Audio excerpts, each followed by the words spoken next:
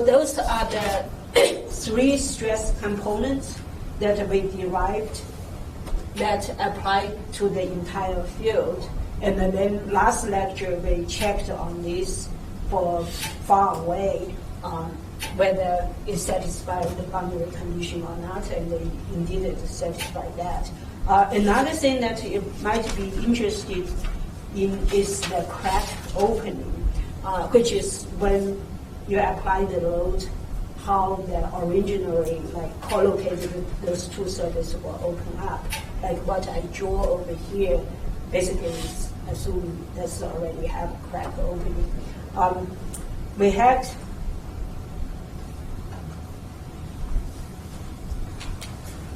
derived the displacement u relative to the z and the y in the previous lecture.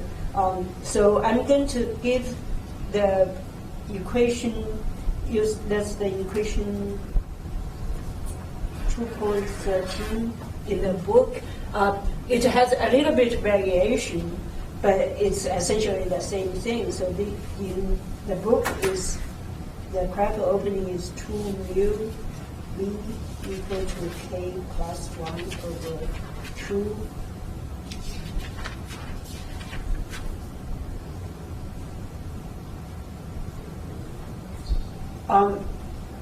So in this case, mu is equal to e over 2 of 1 plus v.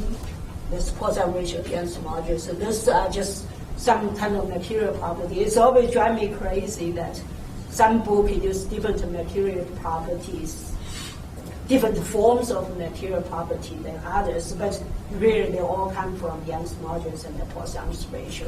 So if you see a symbol that you are not familiar with and it's material property, you Google it, you probably will find it. And in this case, k is equal to 3 minus 4 here. So with that, of course, at the crack, y is equal to 0. So if y is equal to 0, you will get as in 2 mu of v is equal to k plus 1 over 2 is a tutor. So that's along the crack surface. And so now we can plug this into that. Z tutor is an integration of z instead of derivative. So let's do that, calculate that first.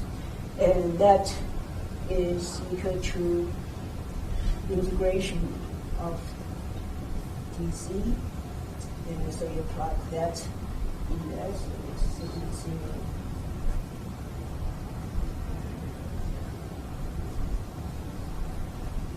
And of course that give you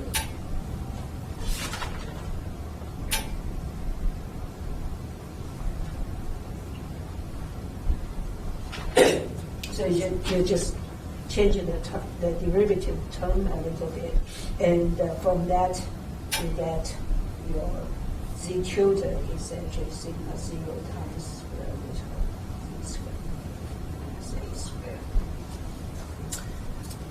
squared. So now you plug that in, so you have 2 mu of v is equal to k plus 1 over 2. The imaginary part.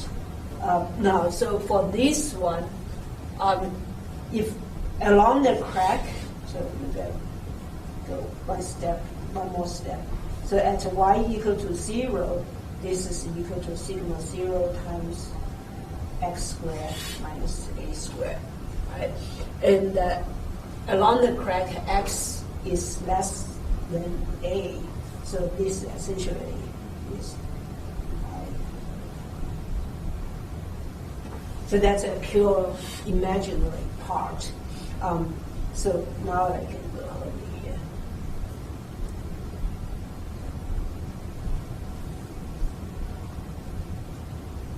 So that essentially I just take the whole thing. Sigma 0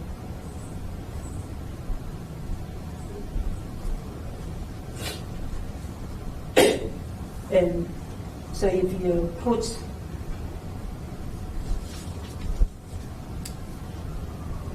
the V on one side, so you have K plus 1 over 4 mu times sigma 0.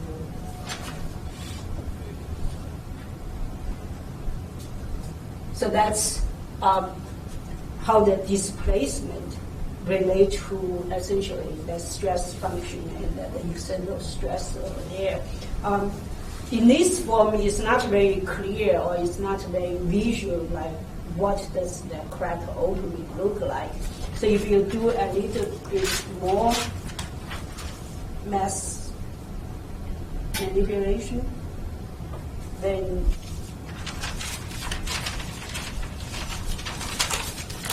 so you have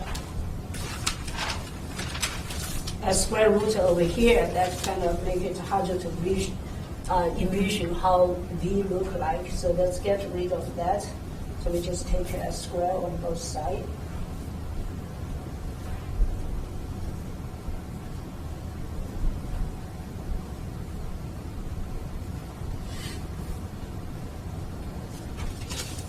And then rearrange that.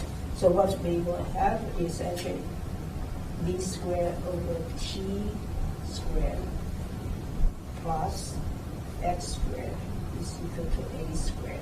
So in this case, I essentially take all this put over there. So T is equal to K plus 1 over 4 mu sigma 0. Do you guys recognize that equation? That's almost a circle, right? If T equal to 1, it's a circle. If T is not equal to 1, then it's an elliptic, right? So in this case, essentially, so you can see that this is the long axis or the short axis of the elliptic, and that is depends on sigma 0. So basically, it's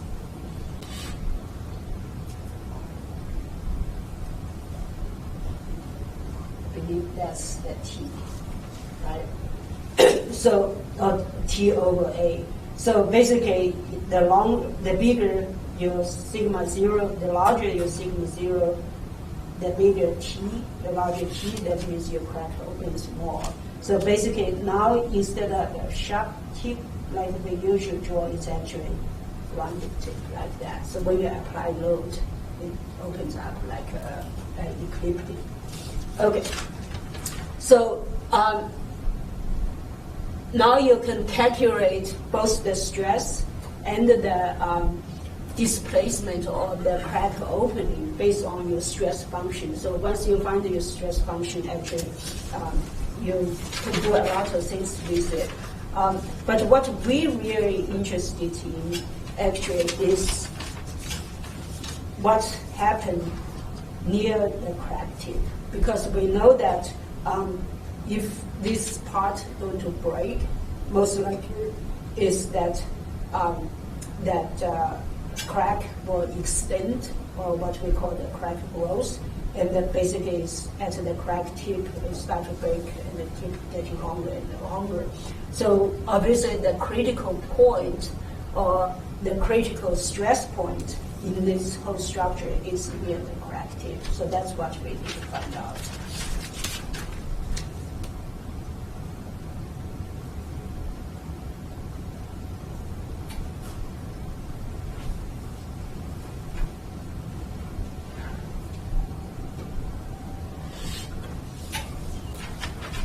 Okay, so since we are interested in around the crack tip, let's zoom into that.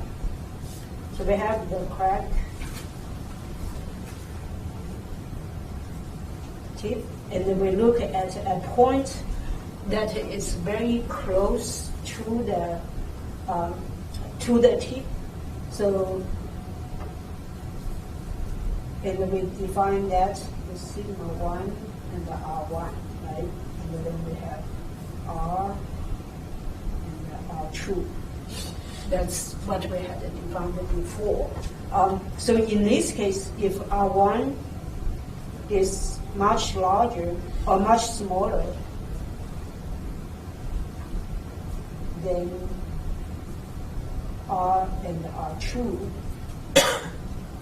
so we can approximate, in this case, R will be approximately equal to A, so that basically is the half crack length over here. And the R true will be approximately equal to true A.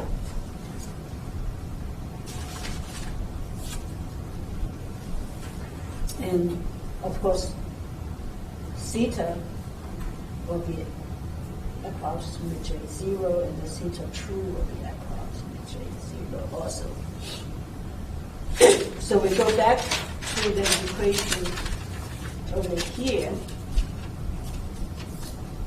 and to see what stress components we have. So we have some short ones, like I say, over here. So sigma x is equal to sigma A over square root of R1 times 2A times cosine. So theta is 0, theta true is 0, so that's will be minus sigma 2. The second term is R1 sine theta 1.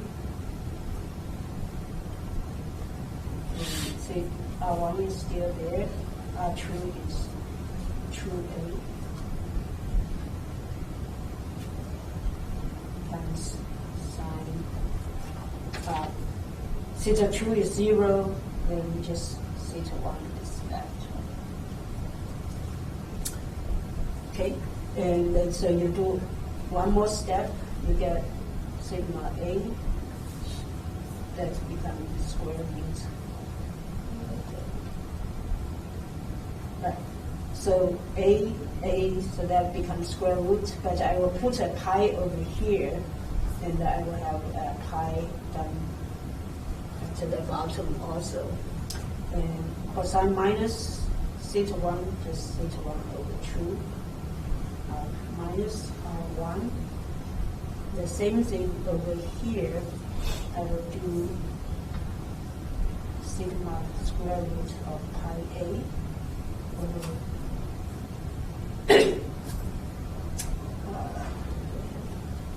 square root 2 pi R1, so that cancels out. So this and then that cancels out.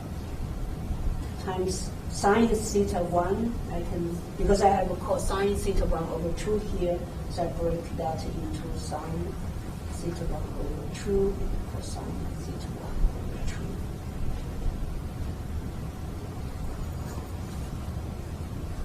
2. And now I can take this and that term out, so sigma square root pi A.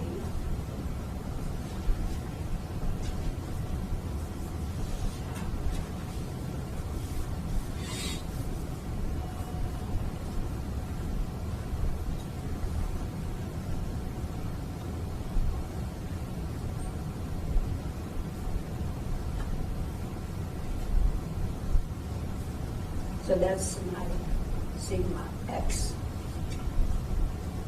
And you can do the same thing with sigma y.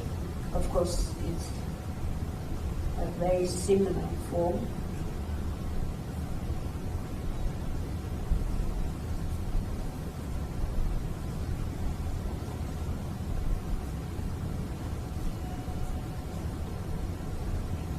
And tau xy.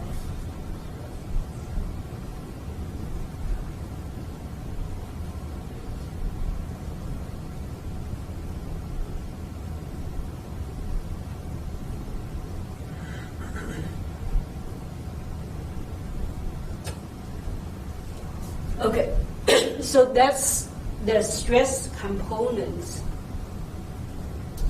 near the crack tip at a location that are very close to the right-hand side of the crack tip.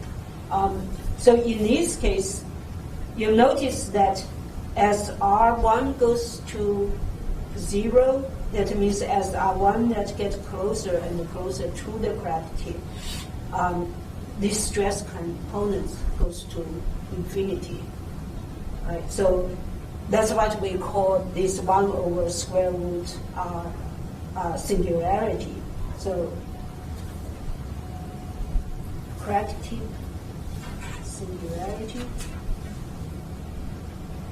is your sigma ij is proportional to 1 over square root of R1. R1 in this case, the distance from the point where you calculate the stress to where your crack tip is. So essentially, if you plot that out, so this is your crack, and then this is your R, this is your R1, and then this is your sigma ij. So it's basically goes to infinity as it gets closer to the crack tip. So that's a very important concept of fracture mechanics, is the crack tip singularity. And then that's why a lot of times you will observe in life that if you see a small crack in your components, if you don't take care of it, pretty soon it's going to break soon. Like the demo I did in the class, when I'm trying to break the piece of paper, like just by pulling it, it's not that easy, but if I kind of teared it a little bit and pull it, much easier. That's all because of the crack tip singularity. So based on this observation or derivation, we introduce a very important parameter called the stress intensity factor. And that SIF. So in this case, for I put a 1 over here and explain that what that is about. Is your stress intensity factor is proportional to the stress you apply at the far field and the crack length. So now you take, so basically the stress intensity factor take your stress and the crack length into one parameter, and that's the stress intensity factor. So the reason I put a 1 here is there could have 3 types of cracks, of crack mode. It depends on the applied load. The crack is the same. So if you look at your book on page 16, it has a nice picture, so I will draw it myself. So in this case, you have the same geometry. It's all a block with a crack, right? But depends on the load you apply. That determines what kind of cracking mode you have. The first one is if it's the crack is opening up, or the load is opening the crack up perpendicular to the crack surface, or the load is applied perpendicular to the crack surface and it is opening up. So the V along the y direction is your crack opening. So that's what we call the opening mode, and that's sometimes we also call mode 1 stress intensity, mode 1 crack mode, and that's why we put K1, a subscript 1, indicated as an opening mode. The sliding mode, in this case, the load is parallel to the crack surface, and it moves basically like that. So that's the sliding mode, and then you have, so that's called the mode 2, and then you have the tearing mode or anti-plane mode. So now the load is actually parallel to the width direction, and so that it opens the tool is kind of like a scissors opened up this tool. So that's the third mode. So in the book, we only derived the stress intensity factor for mode 1. Usually the book has for mode 2 and the mode 3, but most of the time we deal with mode 1. Sometimes later we will deal with mode 1 and 2, but very rare we deal with mode 3. So depends on the application, but most of the book discusses mode 1. So that's why you put a subscript over here to indicate that your load is mode 1 open. Okay. So what do you use this stress intensity factor for? It's actually very useful.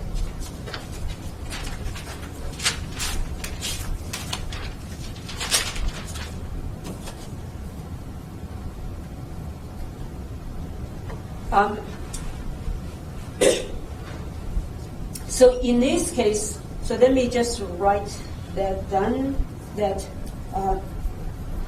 the distribution of stress, strain, or displacement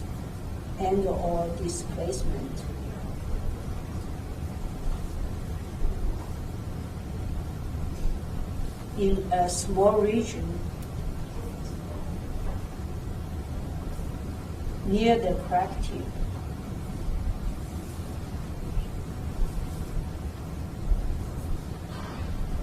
are always of this distribution.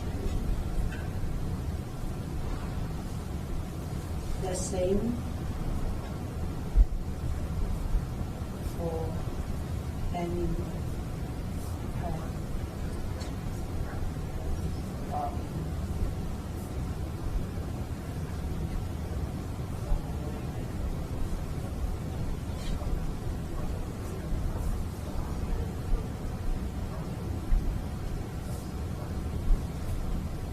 stress state is dominated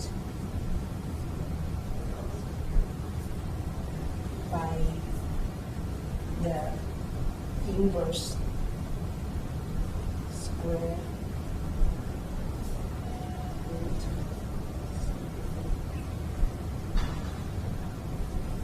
and the represented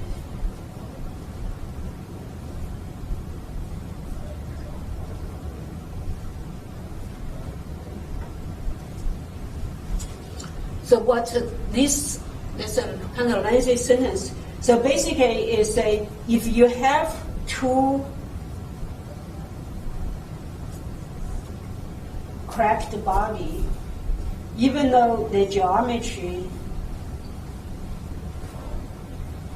and the stress looks different. So for example, in this case, that's our base. So I have sigma 0.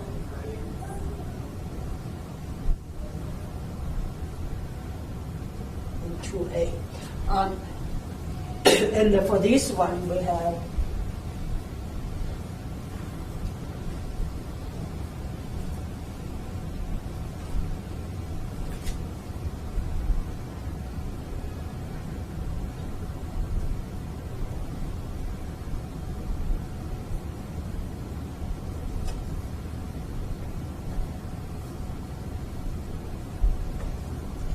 so even though these two cracked body I show over here have different crack lengths and a different stress applied far away, but they have the same, so in this case, they have the same stress intensity factor. So this is sigma square root of pi A, and this one is equal to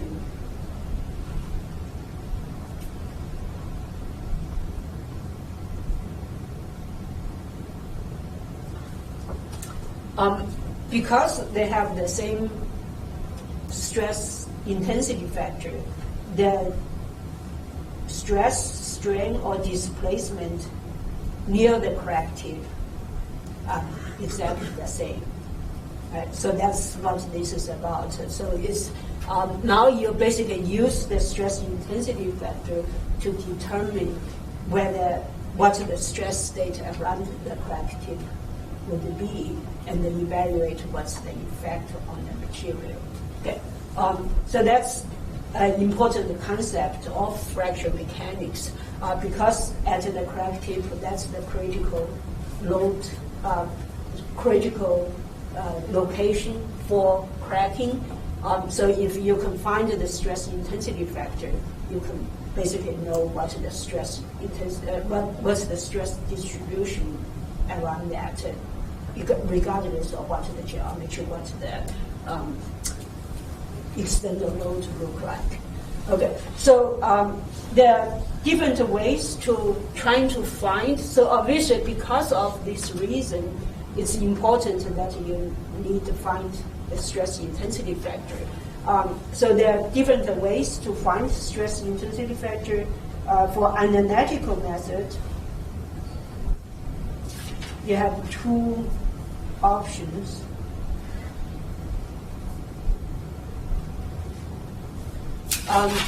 Either if you know the stress distribution, then you can find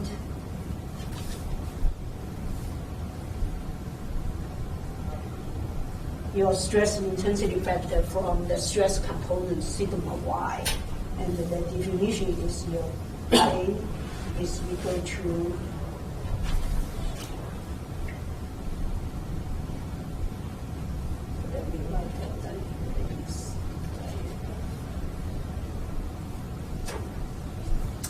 So basically, in that case, is you have a crack, and this is your x, and this is your y. In this, I'm using open mode or the first mode as an example. So if you know the stress distribution around here, in this case, you choose theta equal to 0, so that means it's along x, right? So that's sigma y of theta equal to 0. And then you move it, you calculate that distance is theta from the stress where you calculate to the crack tip. So you take that stress times square root of 2 pi theta, and then take theta to 0, and that limit is what your stress intensity factor will be. So that's one method. The second method is if you know your stress function, instead of derive of, yes? That's at the delta distance from the tip of the crack, right? Right, so this is the crack over here.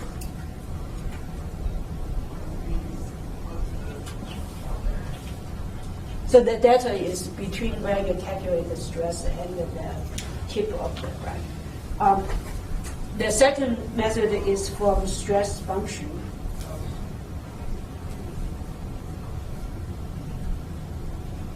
So instead of calculate sigma y from the stress function and then use this equation for that, you can actually go directly to calculate your stress intensity factor from your stress function.